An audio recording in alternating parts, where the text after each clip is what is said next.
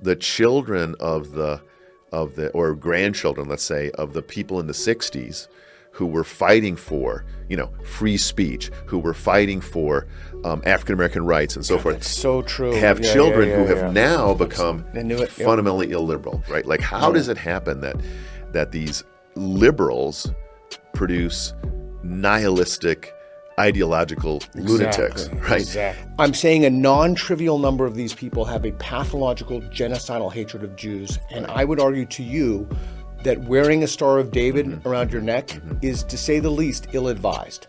That should give us courage, exposure to other people's perspectives. Moving us in a good direction. What happened behind the Iron Curtain in 1981? Well, I'll tell you what happened personally. Okay. For me, behind the Iron Curtain in 1981. My wife and I were married in June of 1981. And we decided, where are we going to do our honeymoon? And it so happened that both of us had traveled pretty extensively in Europe before then. And by the way, Peter, I was 21 years old. Yeah. So I'm just a young... Wow, young, married at 21, wow. I was 21, and I had just graduated from college. Met my wife while in college. And so we decided, let's go somewhere that neither of us had been. And we decided to take our honeymoon in Eastern Europe. Wow. In visiting the so-called people's democracies, that is to say the Soviet satellites of Yugoslavia, of Romania, of Hungary, and of Czechoslovakia.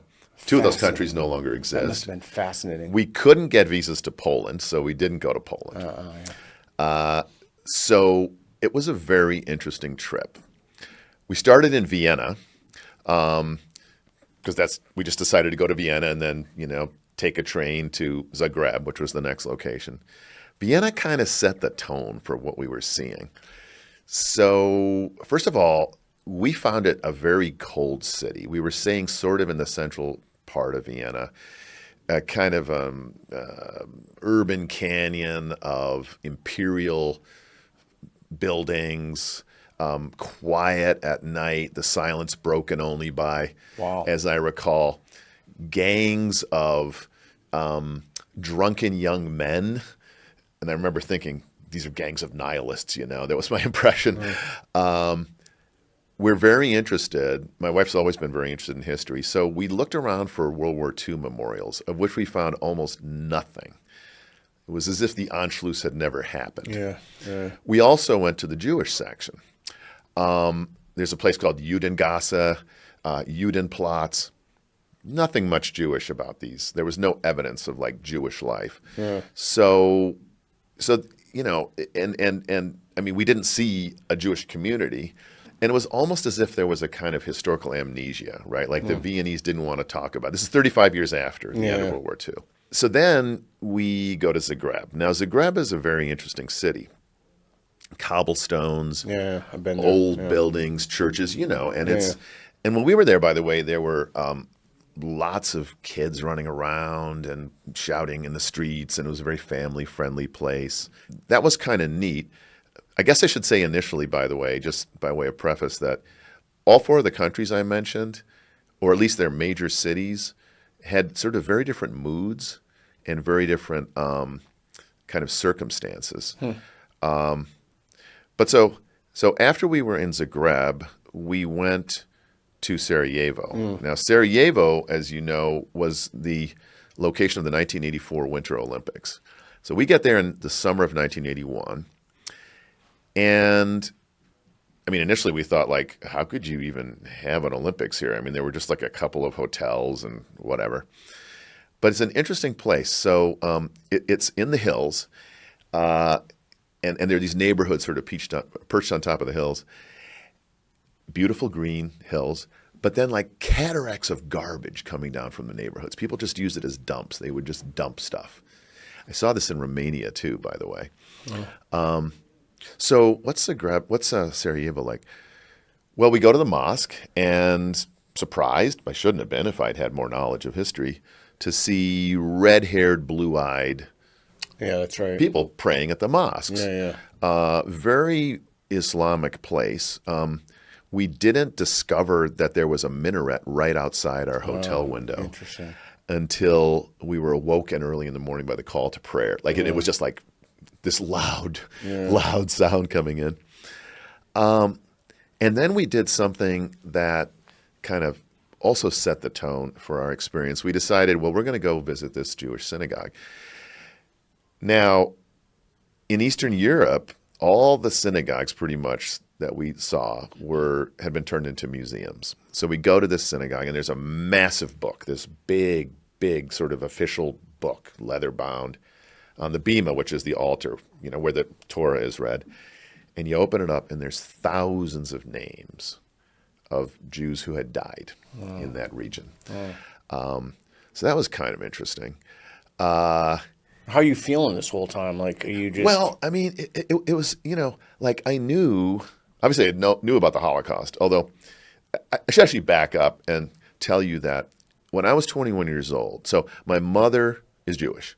Her family is Jewish, blue-collar Chicago Jews. My grandfather went through the 10th grade and worked in a nut and bolt factory for automobiles. My grandmother went through the 8th grade. My great-uncle was a policeman. Yeah, my mother was the first person to go to college. That's really interesting. It sounds like my family, though we're not Jewish, but it's very, very interesting, yeah. Yeah, so I didn't really have a Jewish identity. I recall going with my grandfather. My grandfather would occasionally grab my hand and go to the shul, the synagogue, to say yahrzeit, which is on the anniversary of a relative's death, you say prayers. And I remember Passover, and that was always cool because all the relatives would come, and we'd have good food, and I'd drink Manischewitz wine, which is lousy, but as a kid it was kind of cool, kind of thing. That. Yeah. But so I was interested. Like, I knew, like, okay, I just kind of want to check out the Jewish communities and stuff. Yeah. Okay, so that's Sarajevo. Now, we then take a bus to Dubrovnik. Now, Dubrovnik, this is a medieval city. Yeah, I mean, it was founded in the 13th century, I think. Super cool place. Called Ragusa. So you've been there. It's got these gorgeous white walls around the old city. And they shine in the sun over the aquamarine Adriatic, We stayed in a house where the owners, we rented a room. The owners were watching Dallas, which was an old TV show, if the listeners don't know. But the walls are on the cliffs, right? And so we would eat lunch. We'd go down to this cliff and look down at the Adriatic. And I remember seeing a pickup water polo game. And it turns out that, people from that region are like really great water polo players.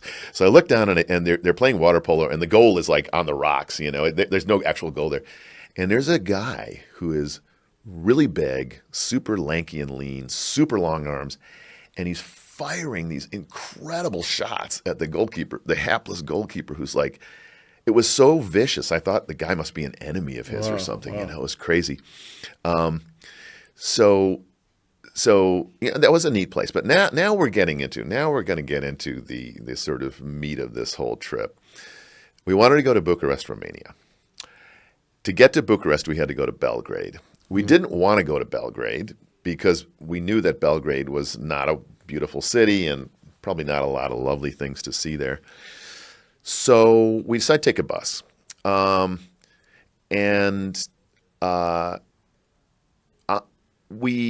Actually, I think this was coming from Sarajevo. I'm mixing up two bus trips, but at one point, we're like, the bus is supposed to leave at, say, 1 o'clock, and it's hours late. And my wife and I, being Americans, are like, where's the bus? And so we go to the ticket window, and we're like asking them questions. They did not even look at us. They're just like, they sort of looked and started. It was lunchtime. They're eating their sandwiches. And they had nothing to say to us. Typical. And really, why should they have? Because we didn't understand. And I should have started with this. Looking back, I have a journal from those days. And it's clear reading my journal, like I didn't really understand what was happening. But what I want to say about this is, why should they have talked to us about the bus being late? Because we didn't get the basic fact, which is this is just the way things are, right? I mean, everyone's used to it. So anyway, coming from Dubrovnik to Belgrade, we get on this bus, and we're going through these lush mountains and hills, and the bus is stopping to pick up farmers. And these guys get on, and frankly, they're sort of covered with mud, and they seem a little smelly, and they're just kind of, and they're bringing on these farm implements and stuff that I didn't even know what these things were. So it's a local thing, and the bus kept stopping. It just kept stopping every few miles for people to get on and off. At one point, a guy gets on and he throws onto the bus, and it lies next to the driver in the aisle, a whole freshly slaughtered sheep that's wrapped in brown paper. Wow. Right. So this was a kind of neat thing. So we go to Belgrade. Now, what's Belgrade? It is, first of all, it's heavily bombed by the Germans. Yeah. So all the old buildings are gone. Yep. The architecture is brutalist, concrete, 1940s, 1950s architecture. Yep. The city is polluted with leaded gasoline. But my wife and I, we go to a park and we run into some preteen boys. And they're playing soccer. And we spend the afternoon playing soccer. And it was really very beautiful because these kids, maybe 12 years old, every time there was a goal, they ran over to kiss my wife. But years later, this is in 1981, years later, I wondered whether any of these boys who would have been just the right age, having grown up to be young men, had served under Slobodan Milosevic. In...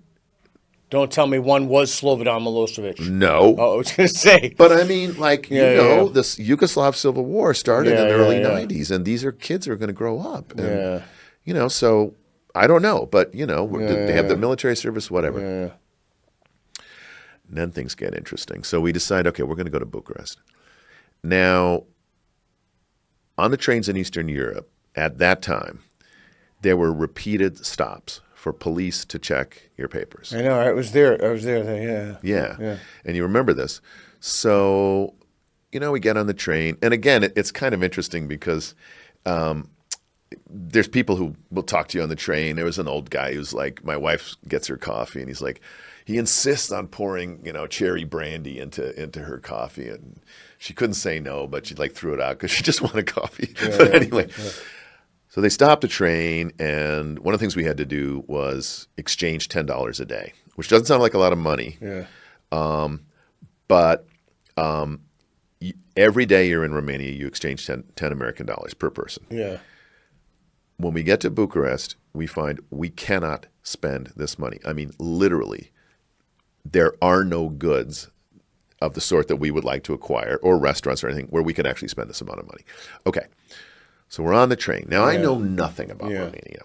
Now, as you know, at that time, Romania was ruled by Nicolae Ceausescu. God, he was He was a horrible man. In fact, I heard stories that so of course he's communist, and this guy was like crazy. I mean, he would do things like, his last moments were great, though. His last moments were great. He got what he deserved, baby. And so did his wife, Elena. So what I didn't understand at the time was how utterly repressive and terrible he was.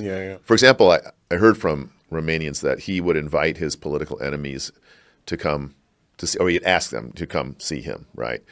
And they would be in this office, they would wait in this waiting room, and day after day they would come. They wouldn't be able to see him. He was irradiating them. He was causing cancers.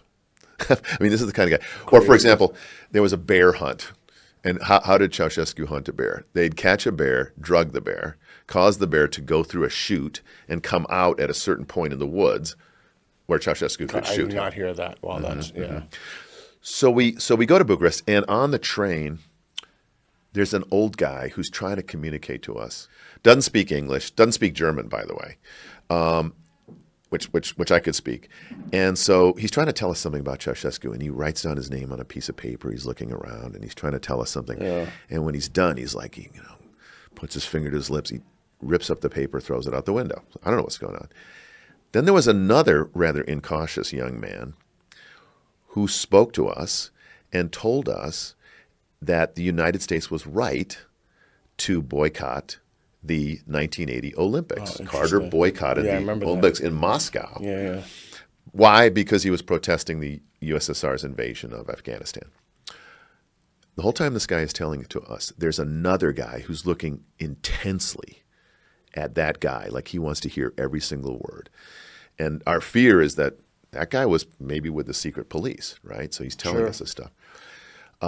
What I forgot to tell you earlier is that the one common language I discovered that was widely spoken, although not spoken by everybody, like, for example, in Romania, was German for obvious reasons, because the Nazis took over Central Europe.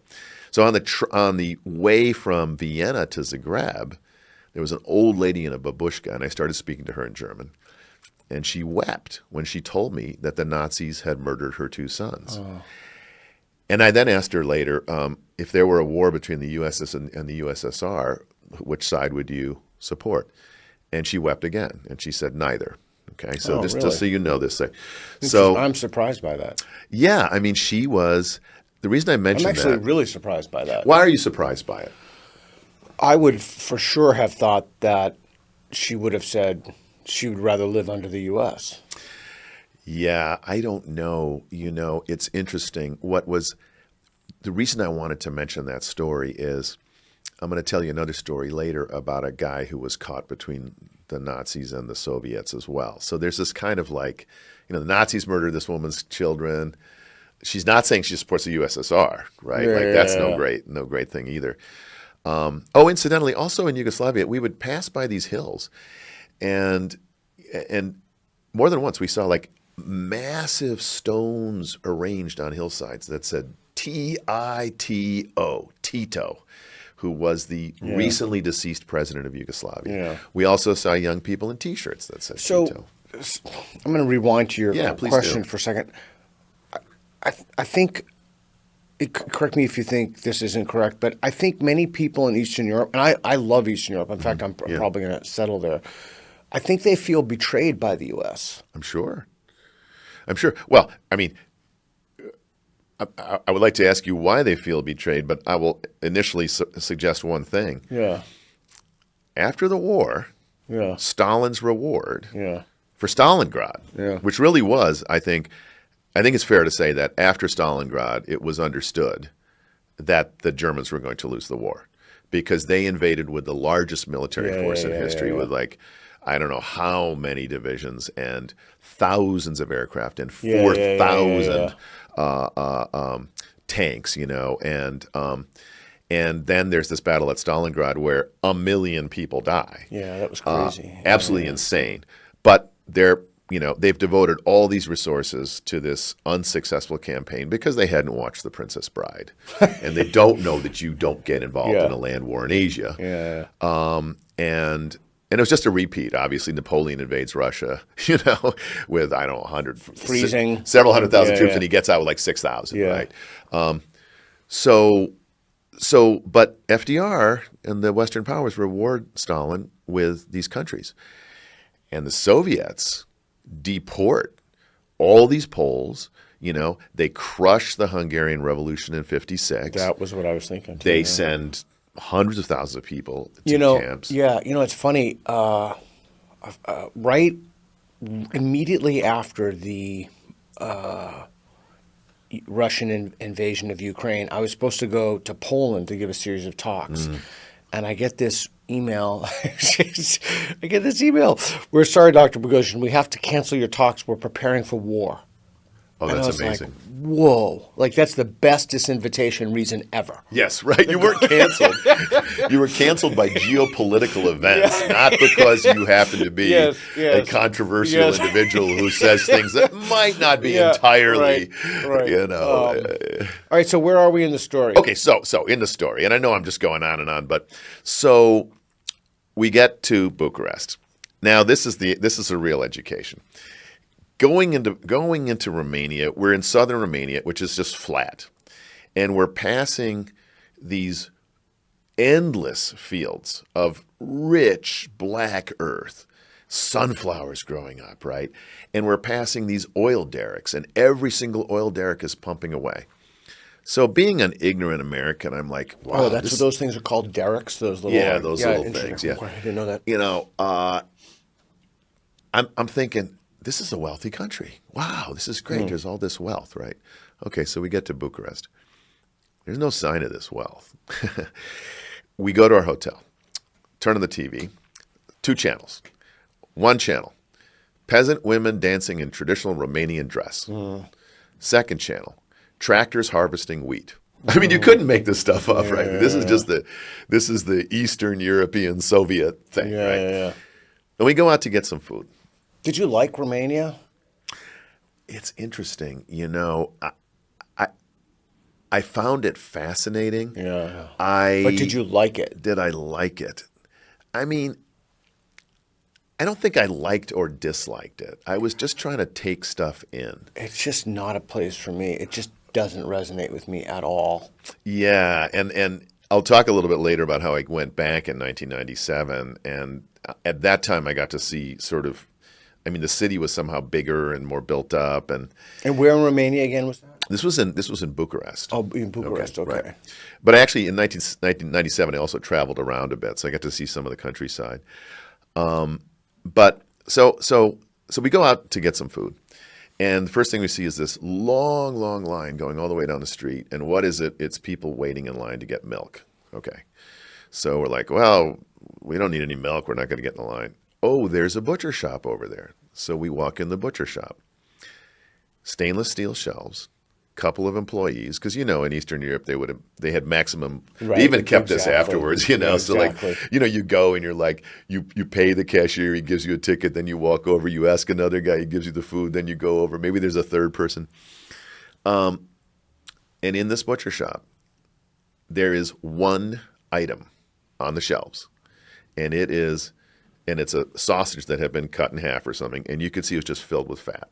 It's just sitting there on the shelf, like. Nothing edible, no food, nothing in the butcher shop. So this is already our first indication, like there's scarcity here. Yeah. You put the line together with the empty butcher shop, fine. We go to the finest restaurant in Bucharest, and it's like, I think we spent $6 between the two of us for dinner. I mean, Was it good? It's fine. By the way, Did it come with wine? I'm sure we drank wine. Yeah. And actually, but in the restaurant, as well as elsewhere in Eastern Europe, the waiter came over and he says, changer, right? Like, you want to change money. Yeah. But of course we didn't, because we're like, we got all this Romanian leu, L-E-U, right, is the name of the currency. What are we going to spend it on? Okay. So then we're like, well, let's look around at the cultural things here. So there's a museum. We go to the museum. There are guards standing around the museum with submachine guns. They're guarding it. Okay, what's in the museum? We go in. All the galleries are full of paintings by Madame Ceausescu. And the paintings feature faces with blank black discs where the eyes are, like Little Orphan Annie. Have you ever seen Little Orphan Annie? Of course, yeah. And we're like, this is crap. And I do not recall seeing any other visitors in this museum. Okay, so this obviously is an indication of the tastes and the priorities of Nicolae Ceausescu. I went back to Romania in 1997, and I saw some other dimensions of the city that I had not seen. At that time, I was lecturing at the University of Bucharest, which in itself was rather interesting because this is 1997. Yeah. Ceausescu was killed, I think, in 89.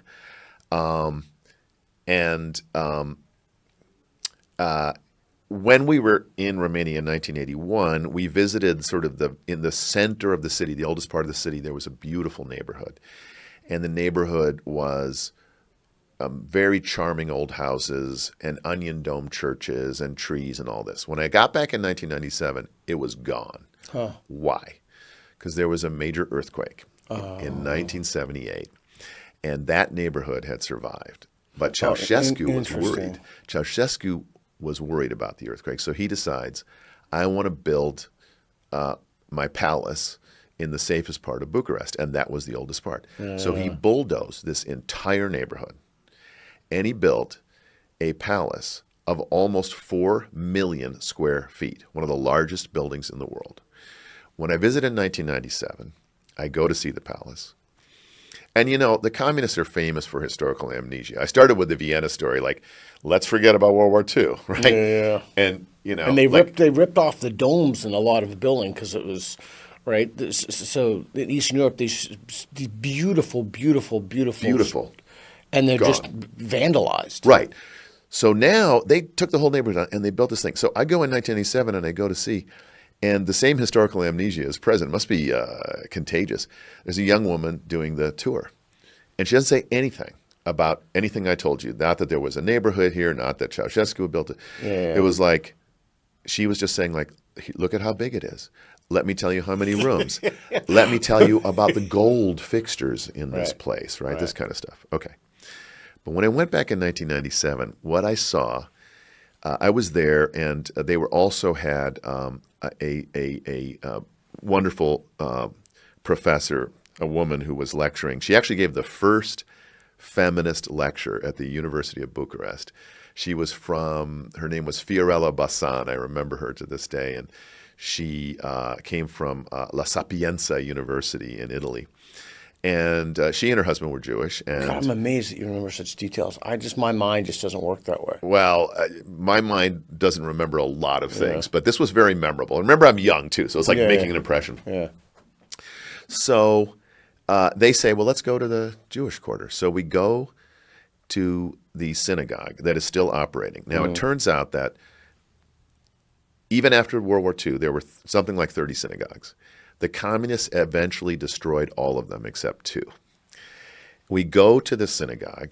One of them is functional, and the other is a Jewish museum, as we saw frequently in Eastern Europe. We go to the synagogue, and there's just old men there. And what I discover is that the Jewish community is pretty much all Holocaust survivors. All the young people had moved away. One of the survivors told me, yeah, my daughter lives in Cleveland or something. Yeah. I was foolish enough to ask this guy, like, well, why don't you move? And he's like, why should I? Like, I live here. The people who understand him and the experiences he went through live here. You know, it would just be completely uprooted.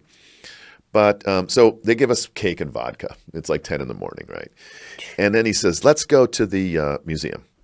So we go to the museum. And the museum... Cake and vodka. I just couldn't... Cake and vodka in the morning. I could not do that in the morning. Right? Well, you know, when in Bucharest. Yeah. So we go to the museum. And what they've done is they've made a museum of the Romanian Holocaust. Yeah. Now, the Holocaust in Romania was extremely vicious. Yeah, that's right. And the ruler of the country at that time was a guy named Ion Antonescu. Yeah, I read a crazy thing about him when he talks about he had a meeting with the Nazi officers about handing over the Jews. It's a crazy thing. He was extremely vicious. I mean, among other things, they would slaughter Jews and hang them up in butcher shops. Yeah. So Antonescu, by the way, was executed after the war because of his murder of, I can't remember, 300,000 Jews, something like this. So again, I'm speaking German with this guy and walking around with this Holocaust survivor. By the way, the traffic is insane, but I'm thinking, I'm not going to get hit by a car because I'm next to this dude and he survived the Holocaust. You know, it's ridiculous, right? But so I go in and we're looking at the. By the way, it's a beautiful building, and we're looking at an exhibit about Antonescu. And the guy turns to me and he says, "Aber der Antonescu war ein guter Mann." Antonescu was a good man, right? Wow. And I say, "Warum?" Like, why? What are you talking about? Yeah. And he says, "Because in Poland, deadpan, absolutely deadpan. Because in Poland, they killed all the Jews." But in Romania, they only killed half. Wow. And I mean, totally deadpan, right? So, wow. And then I go to the Jewish Community Center for lunch. And I'm eating there. And, you know, by the way, it was very unusual. These were pretty much all men, old men. And an old guy comes around. People have been eating lunch, and there's little half rolls and stuff around. He goes around and takes all the rolls and puts them in his briefcase because he was a Holocaust survivor, and it's food, right? It's like, I doubt the guy needed this. Maybe he did. Yeah. By the way, a lot of world Jewish money goes into Bucharest. Like that museum, incidentally, had been, their synagogue, the one that still functions, had been visited by leaders all over the world, but it's sort of more like a for show thing, right? Like, you know, showing how humane everybody is because they're going to the Jewish community. But there was money to feed people free lunch. I mean, that actually there was that one free meal per day in this. But the guy was, you know, hoarding these rolls and stuff. So I thought that was very interesting. Now we go to Hungary. we take the train to Budapest. And Budapest is completely unlike these other cities. So I said, like, Belgrade is filthy, lead and gasoline, it's dirty, it's nasty, it was depressing. Budapest, first of all, had a lot of tourists from all over. Markets full of fresh fruits, spices, flowers, very colorful, very easygoing attitude. As you know, they have a world-class art museum there that we visited. None of this Madame Ceausescu crap. We never figured out how to use the bus. They never checked our tickets anyway, which is very unusual because in Eastern Europe, like, everyone's always checking you. Like, you have your ticket, you get what's your identity, blah, blah, blah. So we had a great time. And of course, the wine was very good. Excellent. Very good. I mean, I don't know if you drink the.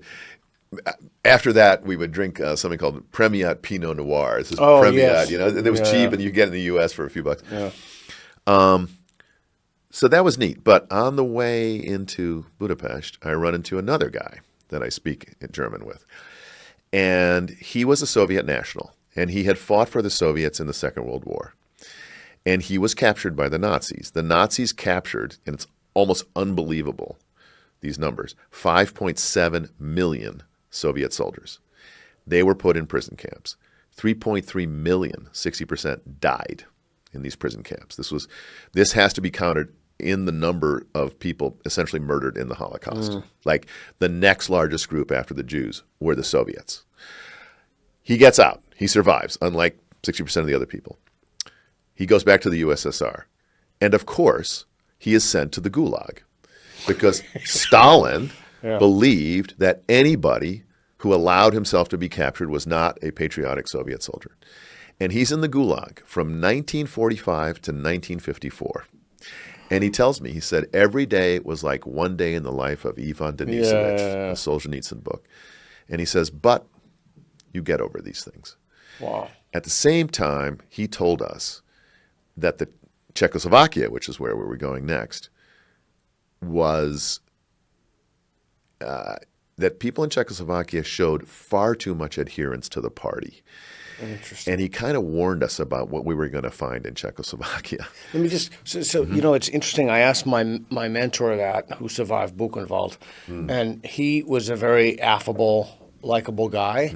And I said to him, is that because, like, you survived a concentration camp? Is that you kind of changes your outlook? And he said, no, there are a lot of people who survive concentration camps that just became nasty and bitter. Sure. And it's not like you go through this horrific experience and then you come out necessarily better, like it seems like that guy did, or had that nonplussed attitude. But it just, he said, sometimes that amplifies things that are already within you.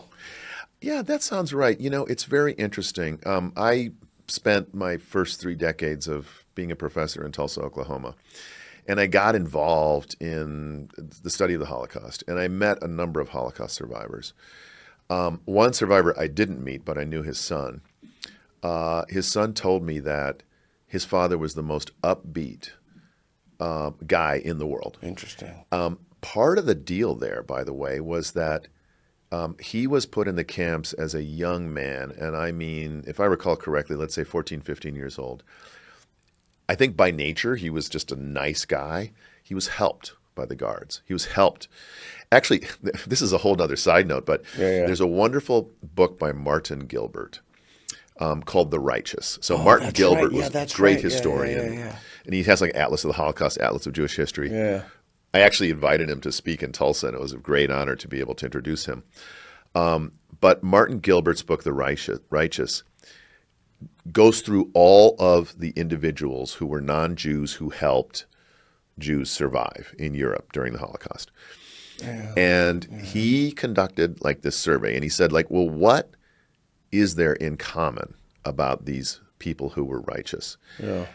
And it turns out that there was almost nothing in common other than they all said, well, at the time, it seemed like the right thing to do, right? Like, in other words, this almost immediate response to the appeal of a Jewish child at your door or whatever, like, you got to help this person. But what he found is, here among the people who saved Jews, a Nazi colonel, right? Believe it or not, Muslims, former princess, communists, labor people, and monks. By the way, this is very important. Everywhere that Jews were saved, monks saved them. Now, it doesn't mean that there weren't any anti-Semites. There were. So, for example, in Belgium, there was a famous monk who rode around on a bicycle and saved all these Jewish boys. And what he would do is he would go to monasteries, or either where there were just nuns or there were males, it didn't matter. And he would say, would you take in these Jews? And in many cases, they'd say, no, get lost. But he knew they wouldn't turn him in because they're already separate from the society. Right. They're Catholics. Right. The Mother Superior who says, go away, I'm not going to help you, is not going to turn the monk in. And it was, and you know, they had resources. I mean, they could hide people and stuff. So, but anyway, I think survivors, they have all kinds of character, you know? I mean, you can't. Yeah, it's interesting when you said that it seemed like the right thing to do. So my mentor told me that when he was in Buchenwald, the younger Nazis were always particularly vicious to him, and the older Nazis were less vicious. That's very interesting. Yeah, and I asked him why, and you know, mit Judenblut, he said that the younger Nazis looked at Jewish, that it's a fact of blood, and the older Nazis just looked at it as a kind of religion, as a general rule. And I just found that to be fascinating. Yeah, well, of course, it was the Nazis who had this notion of Aryan blood, and they did scientific, quote unquote, and biological studies and tried to reduce Judaism to this essentially biological. Yes, exactly. Which, you know, I mean, look, anti-Semitism has been around for many centuries and millennia, but the fact is, before the Nazis, you could convert, you know? Like, that's the solution. Like, we don't like Jews. Okay, well, become a Protestant. Right. You know? And I have some Jewish friends who have, like Rob Schneider. Exactly. And in fact, in the 19th century, plenty of people, I mean, Moses Mendelssohn was a very famous Jewish philosopher who, you know, in the late 1800s, his grandson Felix Mendelssohn, famous composer, had converted, as had all of the grandchildren of Moses Mendelssohn. It's interesting. I have a good buddy of mine who's Jewish, and he told me that's a kind of wound to him when Jewish people convert, particularly to Christianity. Do you feel that way? I don't have a strong feeling about that. I certainly don't. Look, when it comes to these kinds of issues, I am not in a position to judge, and I will not judge any Jew who in France in 1880 or something says, I can't be employed, you know. Yeah. There are all these restrictions against me. No, I mean like modern day, like today. Well, modern day, yeah. No, even that. Look, I think these are really personal matters. You know, I mean, there is, and there always has been sort of, at least in the last couple centuries, you know, the sort of crisis of the Jewish community as a whole. You know, people converting, or they're no longer going to services or things like this. Yeah. But look, I mean, I could see why someone would feel that way, you know. Yeah, it's interesting. Years ago, I met a guy at jiu-jitsu, and he had a Star of David tattooed on him. I don't remember where he had it. And he told me that his grandfather, who survived the Holocaust, saw it and had a spontaneous nosebleed. Yes. Well, you know, first of all, you're not supposed to be tattooed in Judaism. Well, I don't think that's why he had I understand. nosebleed. I understand, right. I'm sure he had his own tattoo, and not the sort that you want to have. But in fact, there's an old Lenny Bruce routine about this, you know. Lenny Bruce is Jewish, and, you know, he gets a tattoo, and he tells his grandmother, you know, I got a tattoo, and she says, can't be buried in the Jewish cemetery, you know, like, oh my God. He says, well, Grandma, they'll cut the tattoo off, they'll bury it somewhere else. You know, so anyway, this kind of thing, you know, becomes a. So let me tell you. Let me ask you a question. Yeah. So I don't know. I have a disproportionate number of friends who are Jewish, but some of those I've had like really candid conversations with them, and I'm like, dude, what are you doing wearing a Star of David? Like, anti-Semitism is crazy now. Like, there's a viral, crazy Jew hatred. Like, why would you make yourself a target? And go ahead. Pride. Well, that's what they say. I'm not going to hide. I'm not going to. Well, I mean, it hasn't worked out. So, I mean, I guess that's just not. Given that it's not, okay, let me take a step back. I don't like to call it anti-Semitism. I like to call it Jew hatred. Right. So Right. Those are different things. Right. So given that Jew hatred is on the rise, why would you make yourself a target for these people? Well, first of all, are your friends in Europe? Are they in the United States? That is an interesting question. Okay. That is a great question. I think to wear a Star of David in heavily populated Muslim communities would be the one I'm talking about. The guy I said this to, right, and he moves in the public space, so I won't name him. But he was in Europe. Mm-hmm. Mm-hmm. Well, I mean, there are certain levels of courage that, many people probably wouldn't achieve. Courage, foolishness. I mean, I don't know. I mean, I can tell you this. Look, we actually have a number of Jewish students at UATX. Yeah. And I'm very happy to say that they formed a club called UATX. Oh, interesting. Yes. Yeah. And as you know, Joe Lonsdale is Jewish. And so Barry's Jewish. Yes, lots of Jewish.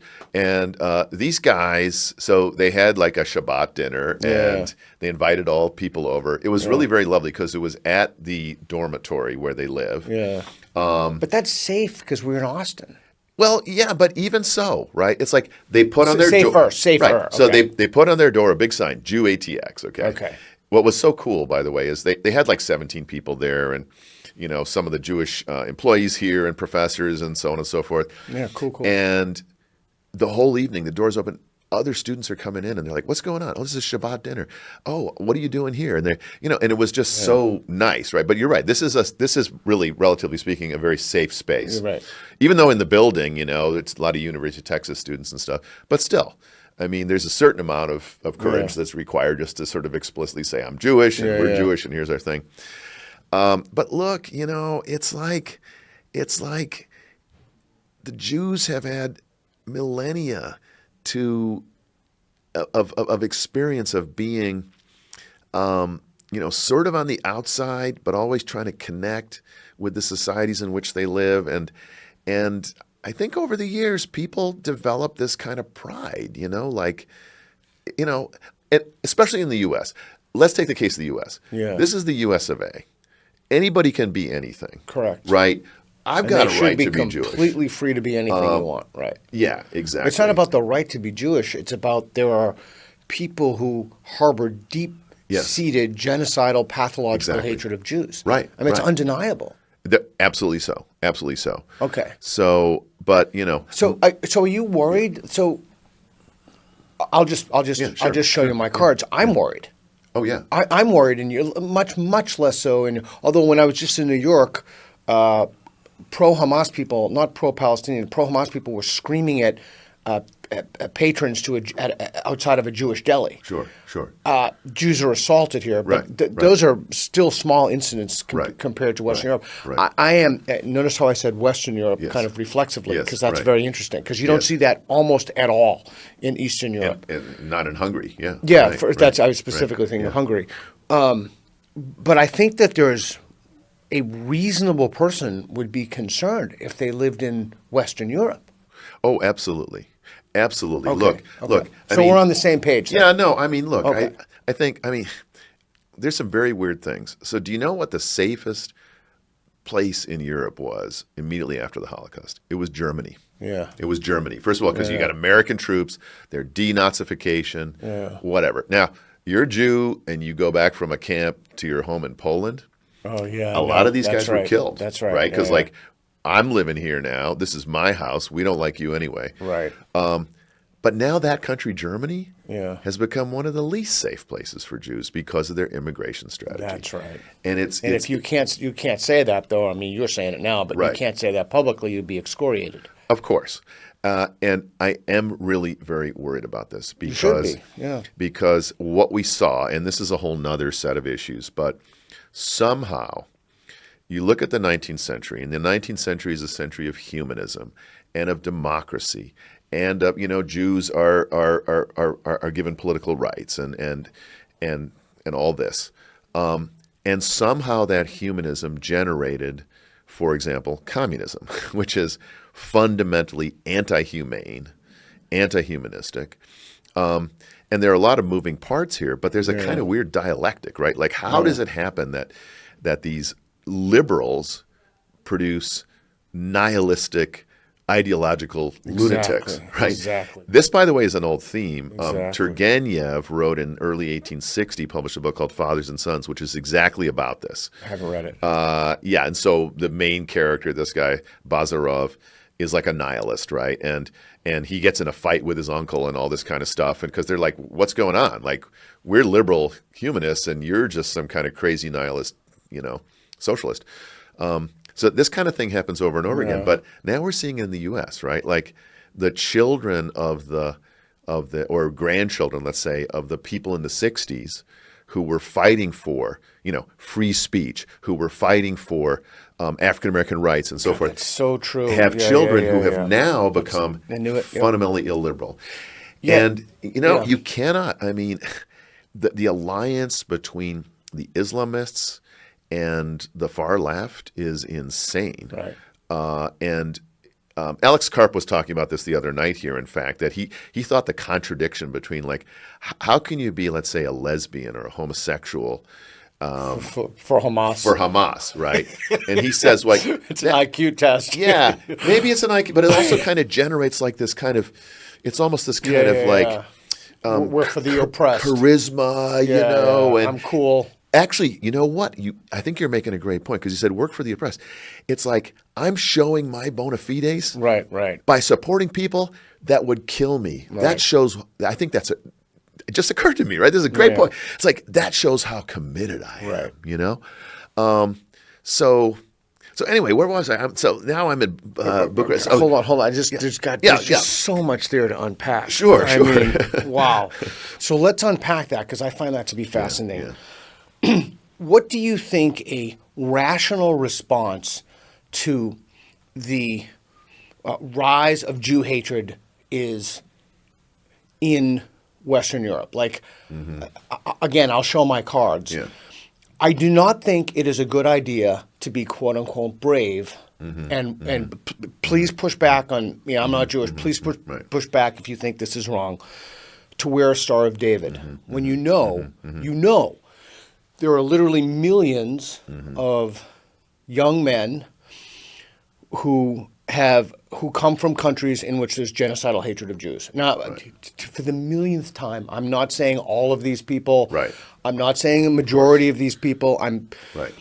I'm saying a non-trivial number of these people have a pathological genocidal hatred of Jews. And I would argue to you that wearing a Star of David around your neck is, to say the least, ill-advised. I certainly can't disagree with that. Okay. So what is a rational response? Well, look, this is a very vexed question because for a long time I thought, and I have to say after October 7th, I started writing a bunch of articles for Unheard in places. And they're great. And I suggested, thank you, I suggested I actually thought, which I don't think anymore, that if only people knew how much the Jews have contributed to civilization. No, that won't help. This doesn't work for a very simple reason. Jealousy? It simply creates envy and... Correct. Envy. I would say jealousy, but okay. Right. Envy's fine too. Right, whichever. And hostility. So...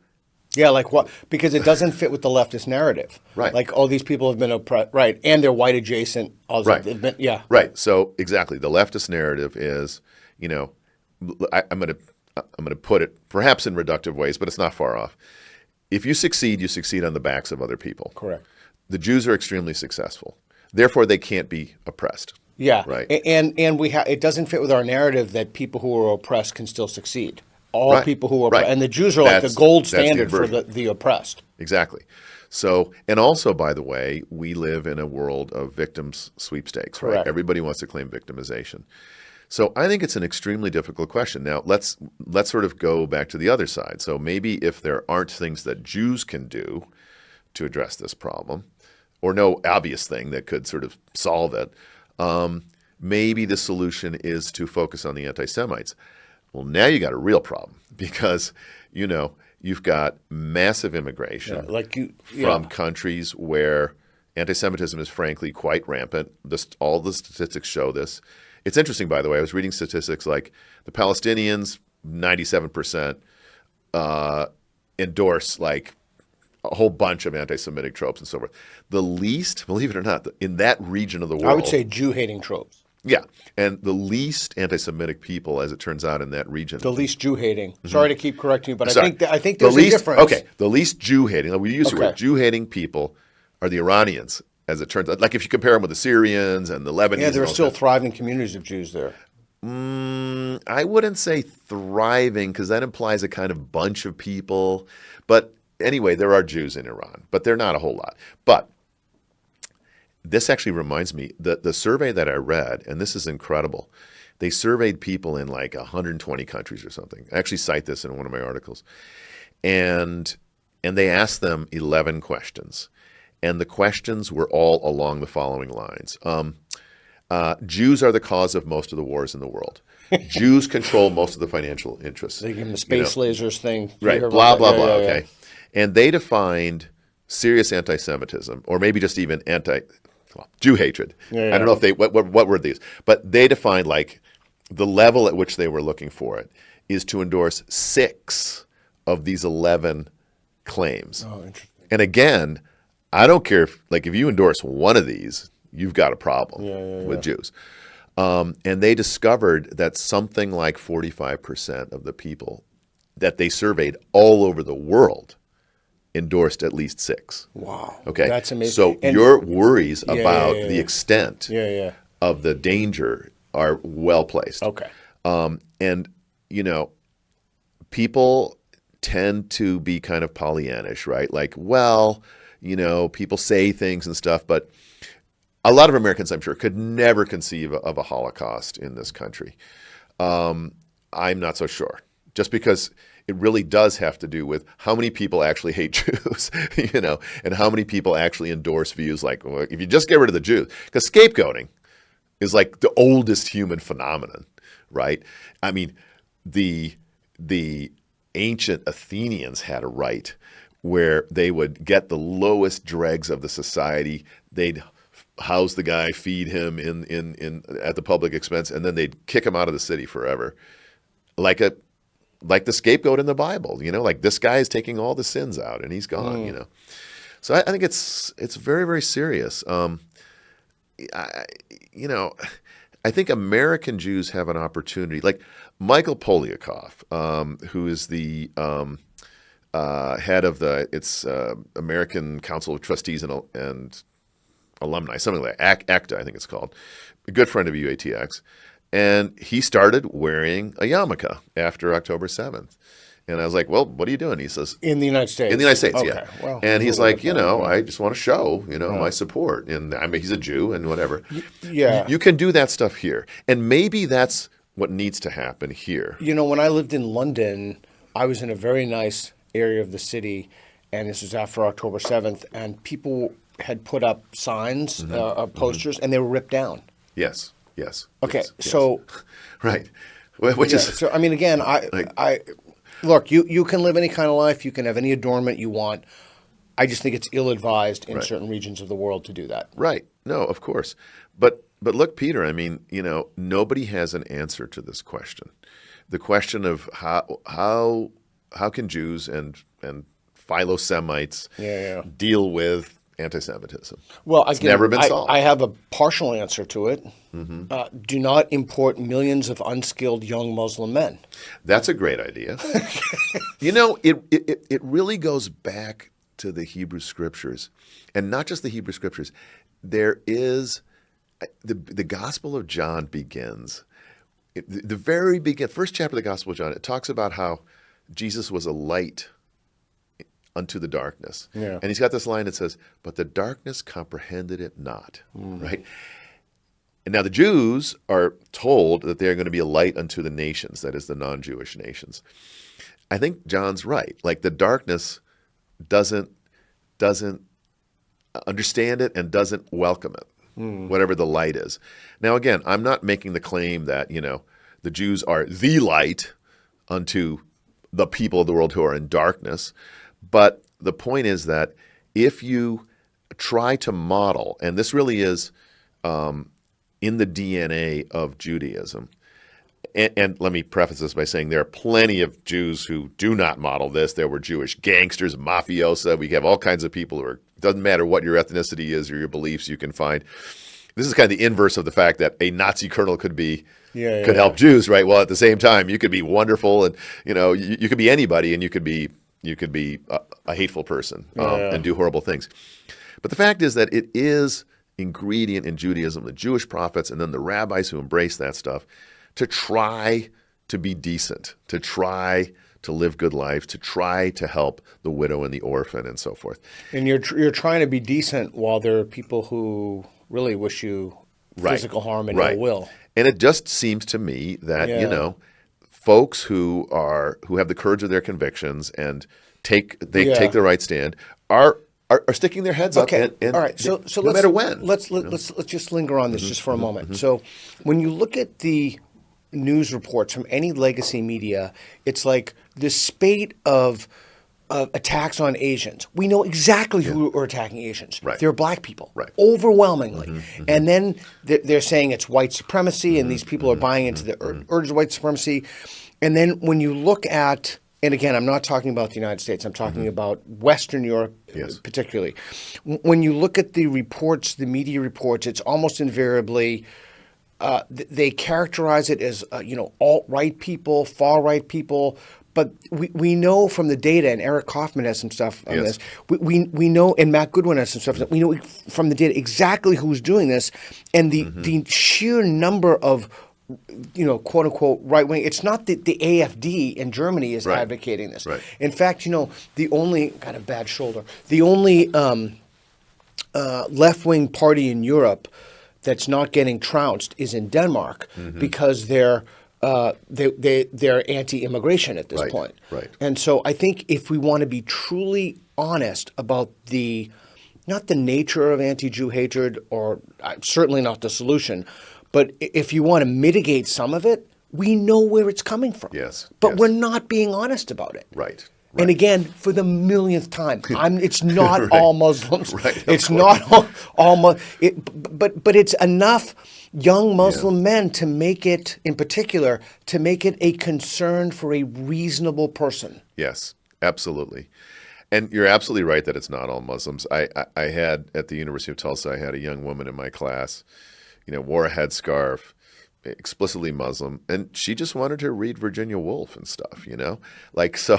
Oh yeah, and that's. I want to encourage that. Right, that's the other thing. So, I had a young woman come to me, and I always keep my office door open, and she shut the door, and I said, no, I have to open the door. Yeah. And she said, no, we have to shut the door because I really need to talk to him. I'm like, oh no.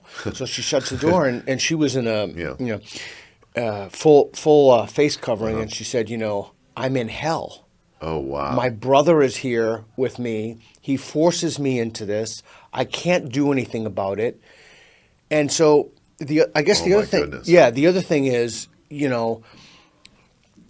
that I think is really interesting. Like, you don't know if the women in particular who are, they're just immiserated. Like, you don't know if they're being forced into this. Like, you can't make any inferences based upon someone's headgear, whether they're wearing a headscarf. Right.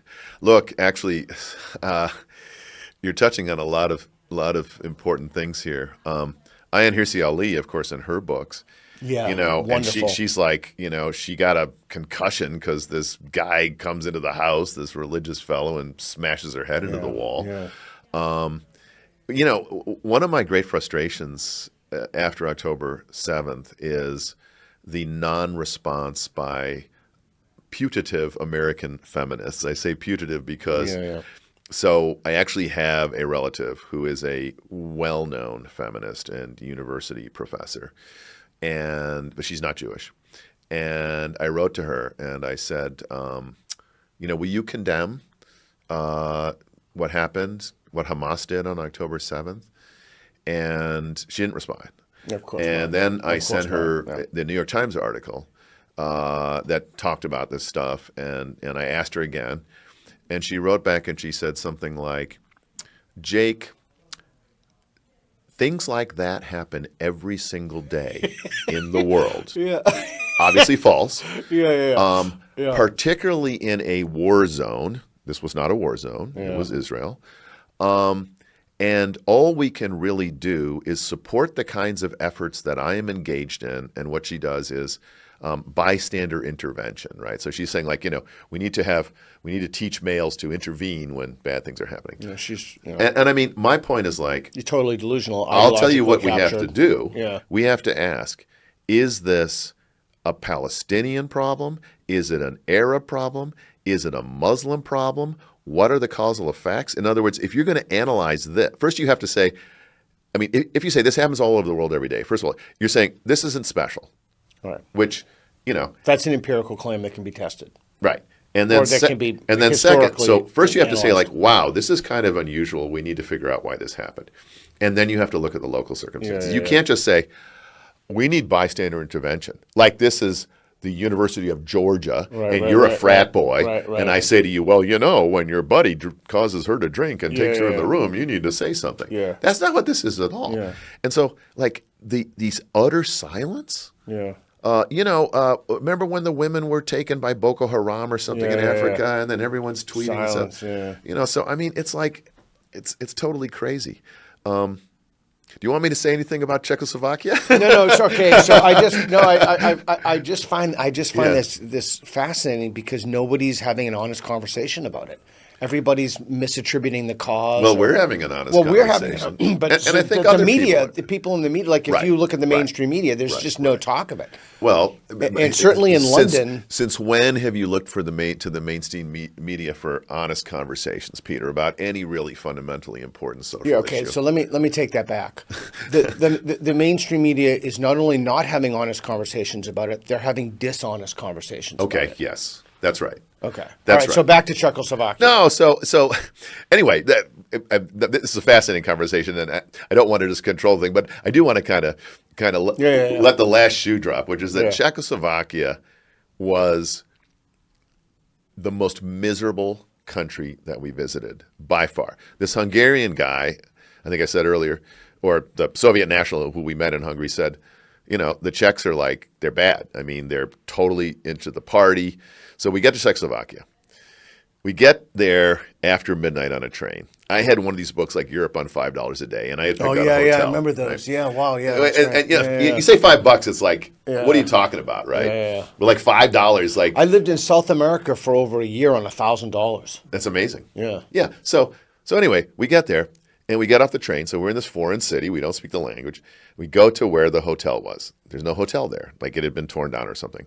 Like, what do we do? So we walk around. We come to the first hotel we find. We walk in, and I say, we'd like a room. And the guy says, there are no rooms in Prague. We're like, oh, damn. Like, what are we going to do now? So we walk around the street. We find another hotel. I walk in, and I say, excuse me, I understand there are no rooms in Prague, but, like, we really need a room. And the guy says, oh, there's plenty of rooms in Prague.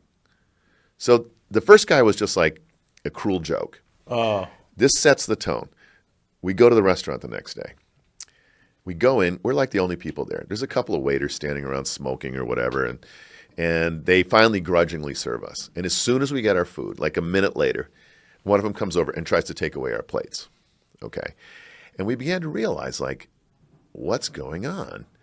And we go out, and all of their old I wouldn't have eaten the food. I'd be afraid they just exactly did something to it. That's a good point. Too late now. Yeah. But like, so we go to see, like, they have these beautiful old medieval churches and things. Everything's covered with scaffolding. There's no workers. So we're like, okay. And everybody in Prague was miserable. And they wanted to make everyone else miserable.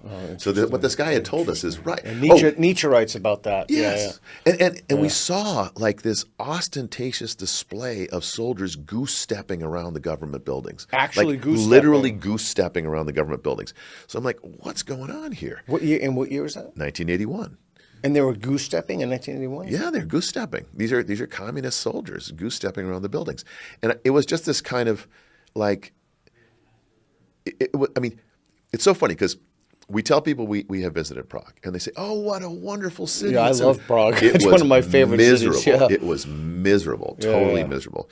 So anyway, that's pretty much the end of our thing there. But this experience, I mean, Oh, I mean, the one thing that moved us in Prague was going to the Jewish cemetery, where hundreds of thousands of people were buried, and they've got all these dark gravestones that are like pointing every which way, all on top of each other, like crabgrass or something, you know.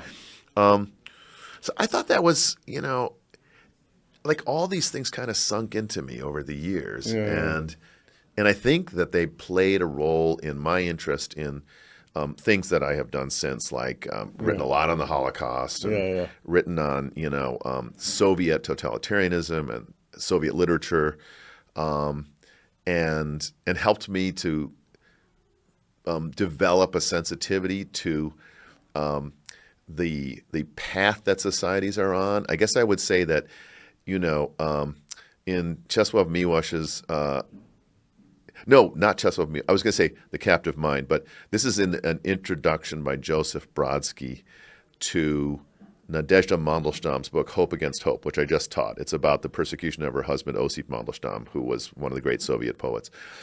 And Brodsky says, you know, socialism or communism is like a train.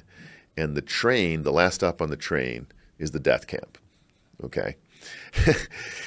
And I sort of feel like, you know, this has informed my understanding of what has been happening. Now, things have changed after the election of Trump, which I was very depressed before this. And I really felt that we were like on this train and we were already past a couple of stations, you know. And if it keeps going, we're not going to end up in a good place. And so, you know, I mean, we could talk about Trump and the election, but it seems to me that the ice has broken somehow, and there's a lot of chaos, but I kind of welcome it because there was just this kind of... People are less afraid to speak out now. There's still pockets of fear in institutions, but they're less afraid to speak out now than they were. Sure. So what have you learned from all these travels? Yeah. You know, I was never... I never really thought of myself fundamentally as Jewish when I was younger. I mean... I guess I did, but I didn't, you know, I wasn't a member of a synagogue. I wasn't observant. That all started to change when I moved to Tulsa, Oklahoma in 1988. The first thing that happened is a neighbor comes from across the street and says, "Won't you join our church?" And I realized that, you know, it's a bit of a cliche, but it really is like the buckle of the Bible Belt. Tulsa has just a lot of different religious organizations, and actually the pastors and the ministers are pretty high level. I mean, and you know, some of them are really pretty impressive. And those people who don't want like a really strong religious affiliation become Unitarians. You know, it's like the old Bart Simpson joke. You know, they're serving ice cream and then you get a bowl that's empty and they're like, "Oh, this is the Unitarian." You know, like. But anyway, so my wife, again, who's not Jewish, was initially unemployed and she was kind of looking for things to do, and she went to some adult education classes that featured a couple of rabbis, and she said, "Oh, I think you'd be interested in this particular rabbi." So I joined the synagogue and you know, started going to services. I got really interested in the Jewish tradition, and I started studying Talmud, which is actually pretty cool. And so I'd go once a week and we'd read the Talmud, and like, what's the Talmud? Well, it's this, you know, 4 centuries long literary production, the main one being the Babylonian Talmud. There's also a Palestinian Talmud, or what's called a Jerusalem Talmud, 2.5 million words. And you got these rabbis just talking about fundamental issues. And I realized it's a lot like the Platonic dialogues because it privileges questions, and the conversation will begin with a very practical thing. Like, you got 2 gardens next to each other. This tomato plant leans over into your garden. Is it your tomato? And then like 2 pages later, like, why did God create the universe? I mean, it just goes on. So you can sort of discuss anything. What's the answer to that? Whose tomato is it? I don't know. Well, I actually don't know what the answer is. Well, you know what? Probably the answer is we don't have an answer because so many of the Platonic dialogues, like a lot of the Socratic dialogues, end in like, well, we know that we don't know, right? There's actually this little acronym. It's if you transliterate it into English, it's teku, which means the answer will be revealed in the days of Elijah, which is very interesting because it means that there is an answer. We're just not there yet, right? So anyway, so then I thought, well, that's a lot like the Platonic dialogues. And I eventually wrote a book on Plato and the Talmud, like comparing those two, which I think is really interesting because it's super cool. It's sort of like, I mean, what I argued is that, you know, there's that you can sort of say Athens and Jerusalem. So Athens is Greek philosophy, and Jerusalem is revealed religion.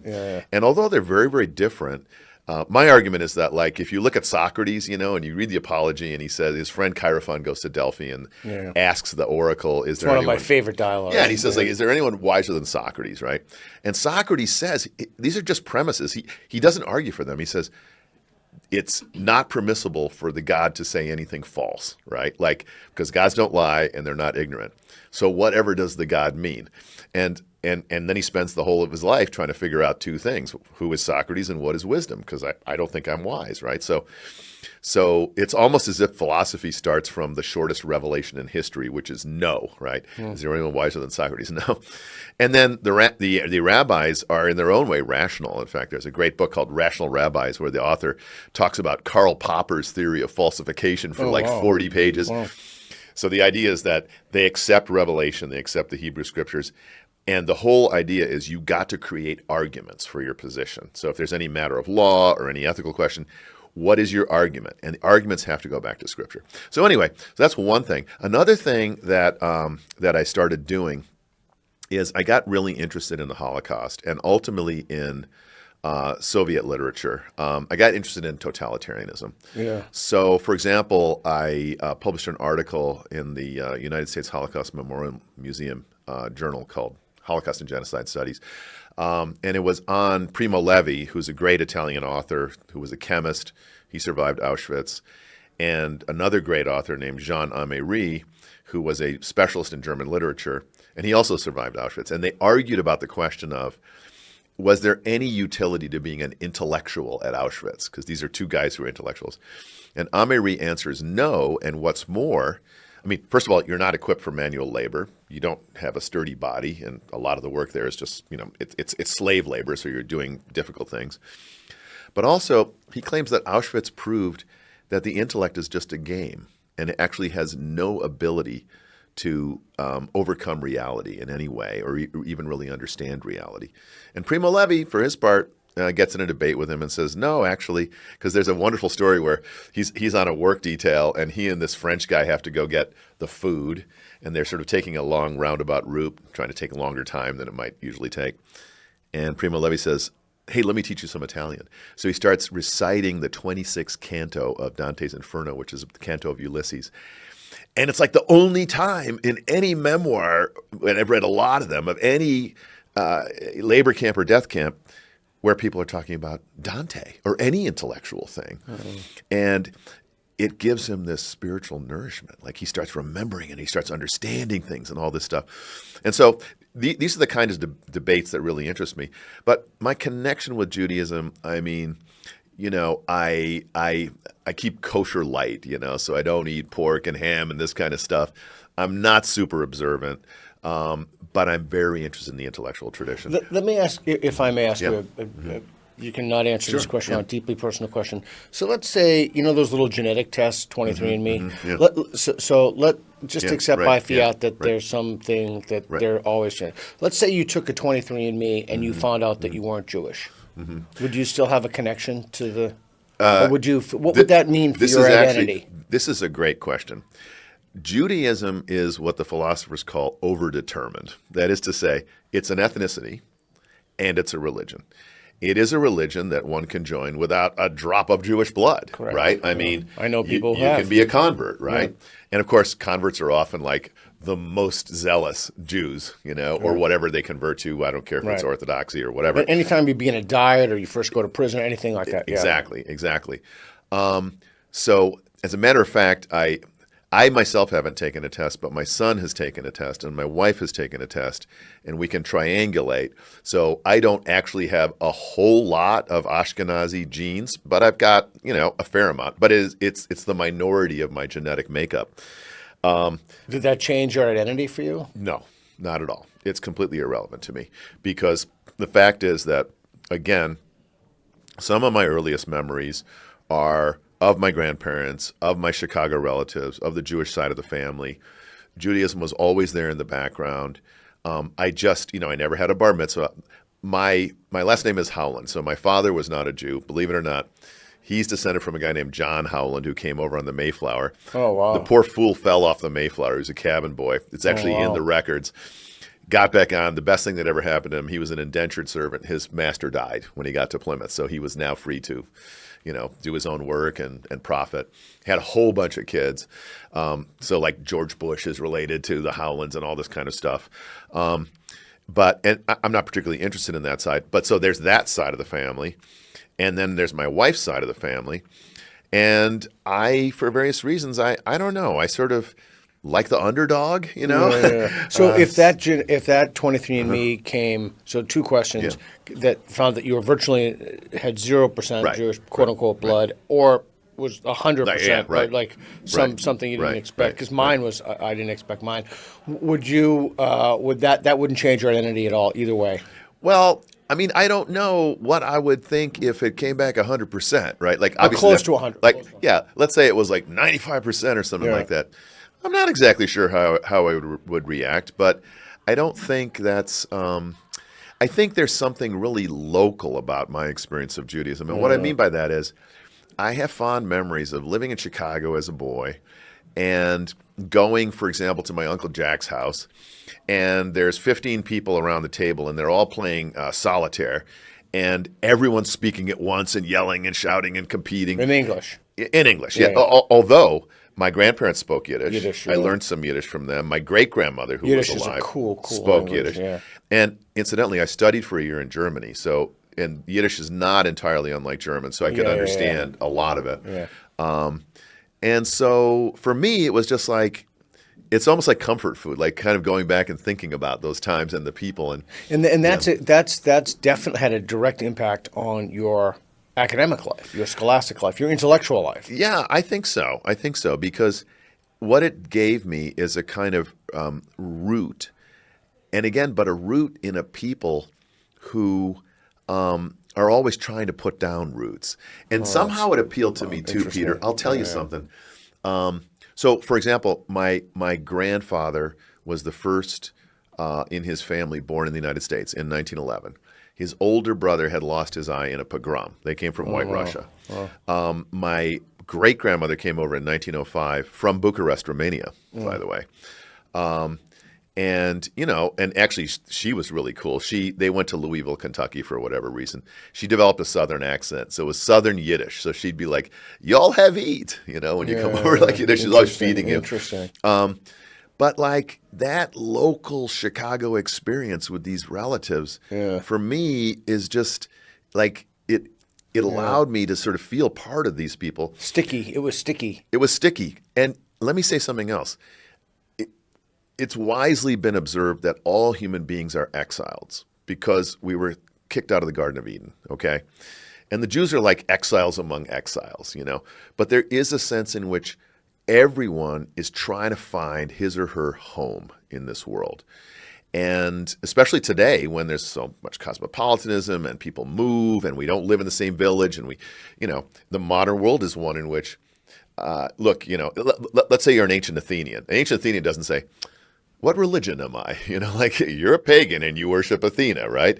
What am I going to be when I grow up? My father was a stoneworker. I'm going to be one of those, Modern world, it's all contingent. So everyone's trying to figure out, who am I? What do I believe, and so forth. And so in a way, we're all sort of in this boat where I think things always look more settled when you sort of look out and you say, that family looks like they're really functional, They're probably not, because we don't know what happens. But, those people seem like they figured everything out. And sort of being a Jew is like you square that in a way, right? And I don't know, it spoke to something in my heart that just made me identify with that. And the more, and maybe this goes back to our discussion earlier about wearing a yarmulke or a Star of David and the danger.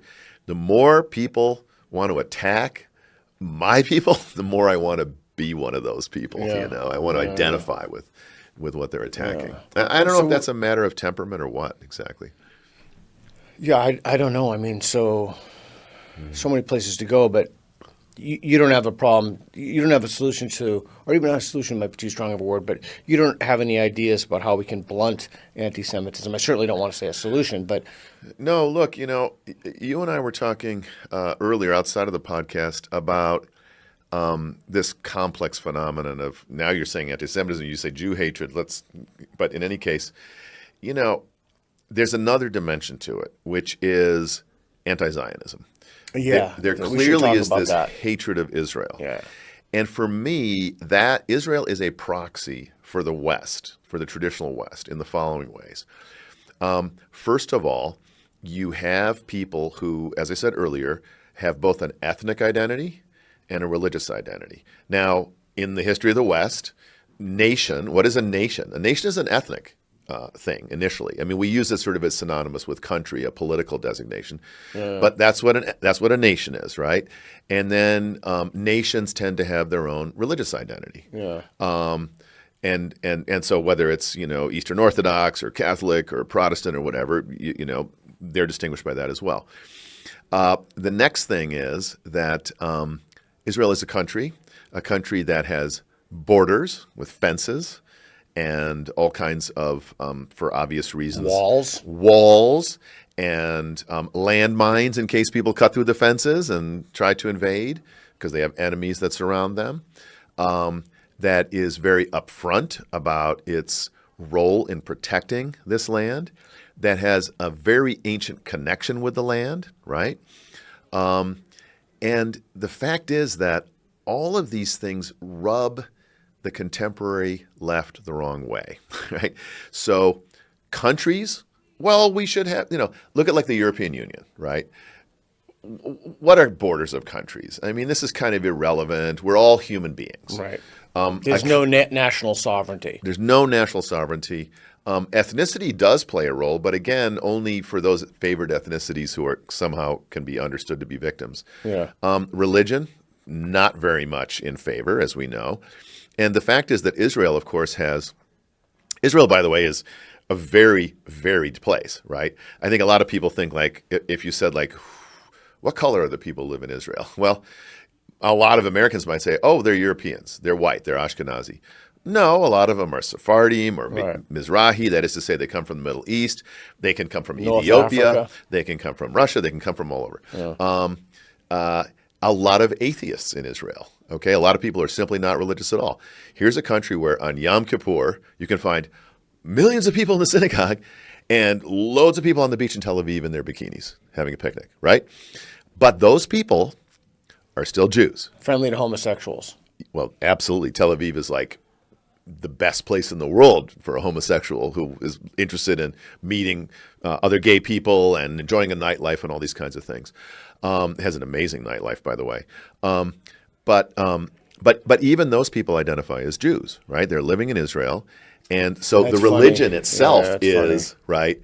The religion itself is always in the background. Yeah, it's interesting.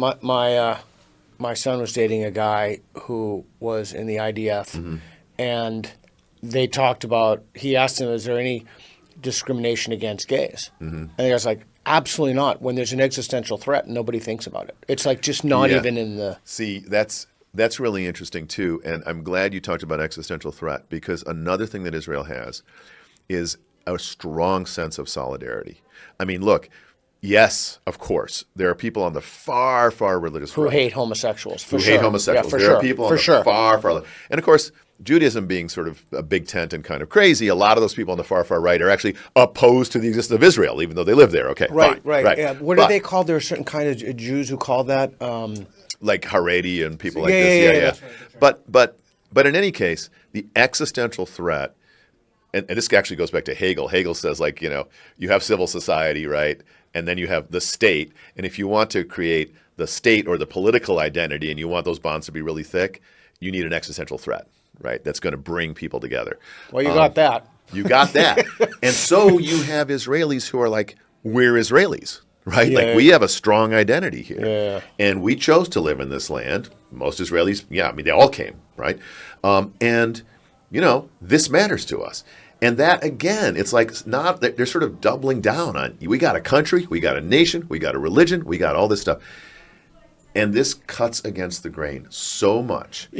Also, because, and correct me if I'm wrong, because it's the incursion of Western values into, it's like the neo-colonization or colonization of a, Yeah. You agree? Yeah. Yeah. And look, I mean, the thing is that it's crazy to call Israel colonial.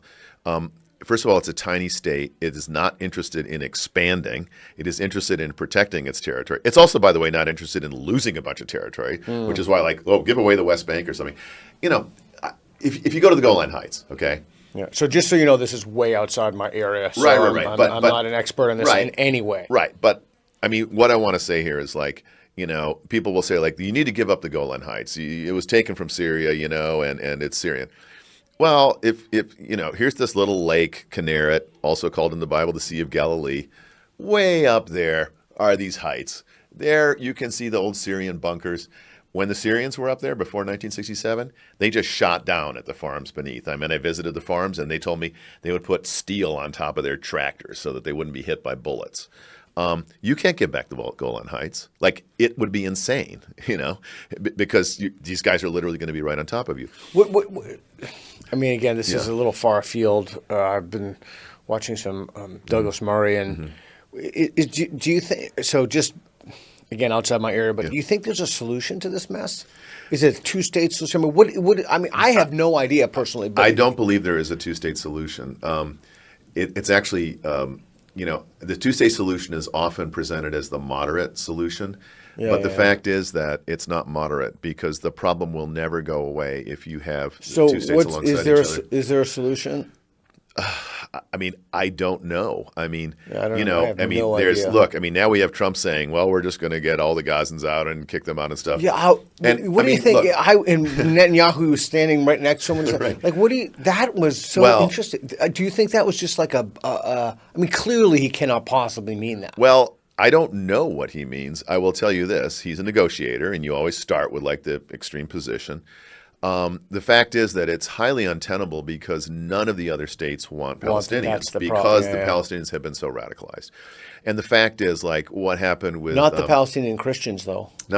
Because they have lowest rates of suicide bombing, lowest rates of Jew hatred. Like, but you know, being a Palestinian Christian is already carrying a cross in your daily life. I mean, it's very, very difficult to be a Palestinian Christian. But you know, like the whole disgusting display when the Bibas family, was taken out and stuff. I mean, you know, and the fact is that thousands of Gazans went into Israel on October 7th who weren't with Hamas. These were people who worked in the kibbutzim that were destroyed, like near Oz and stuff, and you know, were known to the people that they were killing. So, like, there's a really perverse thing. I actually have a theory about this, by the way, Peter. Yeah. It's that the Palestinians. I was talking about exiles and exiles of exiles. The Palestinians are like exiles of exiles of exiles. That is to say, none of the Arab states want the Palestinians. True, that is true. Those who are like in Jordan and Plato, they live in these camps. The Jordanians hate the Palestinians. And I'm wondering whether they want to prove that they are like really good Muslims. Like, is their theory like, it's almost a sort of mirror image of the Jewish thing in some way. If we could show that like we really belong, and how do you show you really belong? Well, from a perverse point of view, you engage in suicide bombing and stuff. Like, you show like we are uber Muslims, you know? And I mean, maybe I'm talking nonsense, but it occurs to me that there might be part of this. Like, you know, you guys won't accept us. You don't want us in your country. We're going to show you that like we're fighting for Islam. Islam being the one thing that is in common between these countries. Because as you know, actually, this is a very tribal society, and people in one part of Jordan are from this clan, and people in another part are from this clan, and they really don't like each other, or they're very insular, right? So how do you appeal to like this whole group of people? I mean, it's just a thought, you know. Maybe you prove that you're a super Muslim or something like that, and maybe in the twisted world you inhabit, that means, you know, I don't know, being a warrior. Shia Sunni divisions, and again, I don't know. It's way outside my area.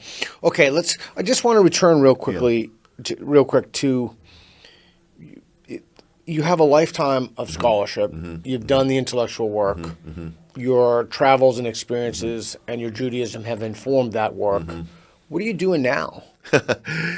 So what I'm doing now, Peter, is, I mean, first of all, you laugh. Yeah, right. Well, look, I mean, I'm the provost of the University of Austin. It's a position that I did not expect to be in. When I joined the university, I had only been a department chair a couple of times. I'd never had any higher administrative position. And frankly, department chair is nothing. And I had good colleagues. I was the first chair of our Department of Philosophy and Religion at Tulsa. But in any case, I didn't have a lot of experience. So I thought, okay, they hired me to design the Intellectual Foundations program, which I did, and I'll be a dean. And then, I think I was the first dean hired, and for various reasons, I became the provost. Well, then, I've got to work on accreditation. I've got to set up policies and procedures and all these kinds of things. That is not exactly like my favorite thing.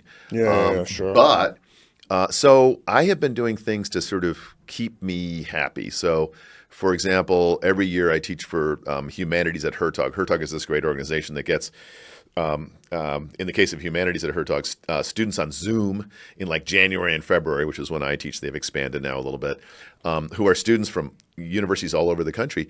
And I've been teaching them, the Brothers Karamazov, Crime and Punishment, these huge books. Wow, excellent. And they don't get any credit. And it's a super program. They have to write papers. So I just taught Hope Against Hope. And so I do that. Although I'm not teaching any courses here right now, I do fill in for classes. I've taught maybe 7 or 8 classes, and I'm doing a couple in a week or two. Because when faculty go to conferences and stuff, I love to do that. And I've taught some workshops. But I've been writing a lot of magazine articles. I decided to try to sort of go into the public intellectual sphere. In fact, that actually happened in 2015. So my mother was a writer, and she was rediscovered in 2015, and by a woman named Bridget Hughes, who was the former editor of the Paris Review, and she started a journal called A Public Space. She found one of my mother's books in the dollar bin in the Housing Works bookstore in Brooklyn, and hunted me down. Yeah. And my mother had been very close with Saul Bellow, and so anyway, Bridget said, "Are there any manuscripts that she has?" And my mother at the time was already in an assisted living program. So my wife and I went over there. We did indeed find a story, but we also found 75 letters and postcards from Saul Bellow. And so I published an article about their relationship in Commentary and also in the Jewish Review of Books. They had a romantic relationship? Yes, they did. In fact, it goes even further than that. So I had a very disturbed childhood. My parents were divorced when I was like an infant. We lived with my mother. She was a struggling writer.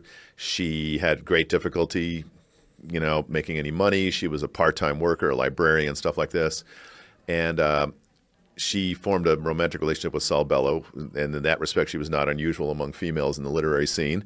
And she was hoping that he would marry her, and she tried to commit suicide in his apartment when he was out of town. Shit. So she had then a choice. This was 1969. Wow. You go to prison because it's illegal in the state of Illinois. What's illegal? Trying to commit suicide. So you go to prison. That's right. Or be committed to a mental hospital, and she did that. And then Bellow was very, very supportive of her, and he wrote her a beautiful note, around this time saying, you should chain your misery and eat it. You should use it to generate electricity for electric chairs. You should. He would just write like many letters and things a day. And she indeed did that. She wrote herself out of the grave, and she published a book called W3, which means Ward 3, which was published by Viking. Oh, wow. And that was her first break. And then she published a beautiful collection of stories called Blue in Chicago, which has a double entendre. That is blue collar and obviously depressed. And then another thing, a collection of stories called Things to Come and Go. And then she won a MacArthur Award. Oh, really? I didn't know. Oh, wow. So, and then she was kind of forgotten, right? And she published some other things. But so she's rediscovered. So I am proud of the fact that I helped her. And in fact, A Public Space decided to go into the book publishing industry, and the first books they published were my mother's, and they're now being translated into various European languages. Oh, wow. So having been successful in like moving from a professor and scholarship to writing for a broader audience, I started writing for Unheard, and well, that was sort of later. At an earlier time, my university, the University of Tulsa, was taken over, and they got rid of 40% of the academic programs. So I published a big, long article in City Journal on that. I published some more articles in City Journal. I published an article in The Nation, and I just started writing. And so now, long story short, then I started writing for the New Criterion, and I wrote about literature, like an article on Beowulf, articles on Dostoevsky, blah, blah, blah.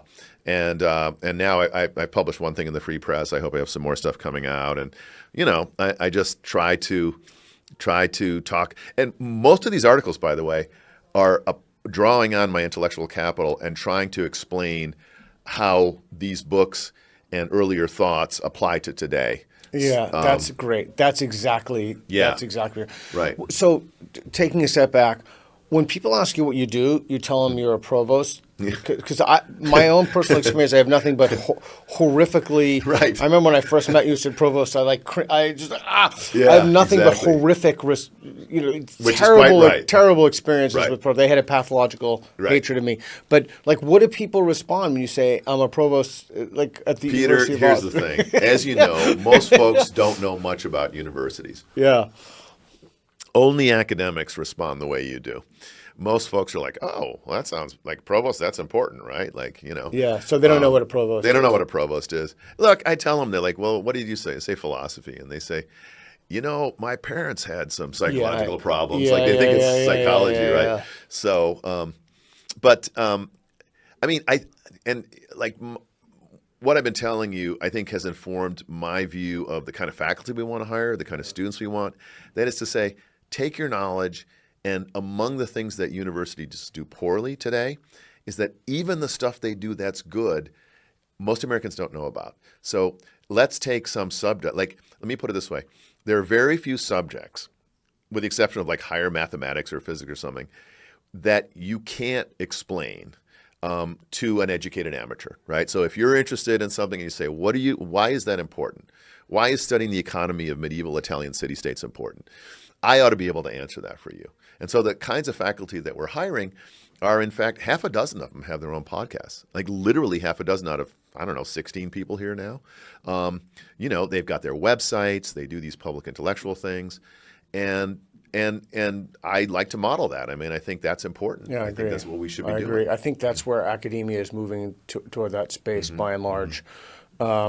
Is there anything I should have asked you that I didn't ask you? Or this has been a very rich conversation, and we've talked about all kinds of things. Yeah. So, or did you want to ask me something, or should I have asked you something else? Like this is just anything else? I mean, this has been great, and you know, let's save stuff for next time we get together and talk. I'm looking forward to it. Yeah, next time I come, I'm gonna sit down with the students, and because we did this before. And we're going to run a session. So I'm an atheist, as you know, right. And many students here are believers. Yes. And we had a Jewish student and a Christian student grill me, and I gave them 20 minutes. So I said, next time when I come back, I'm going to be in the hot seat, and we'll have 2 hours, 20 minutes a pop, and I'll run through 6 people. And if we want more time, we'll do that too. Fantastic. And have people who are like, let's do it. So you'd be taking on all comers, Peter. That's good for you, absolutely taking on all comers, great, man. Great. So, well, this has been a super pleasure talking with you. Well, thank you very really much. Great. I appreciate it. Thank and you, I Peter. appreciate your honesty. So Thanks. thank you. All right, keep watching.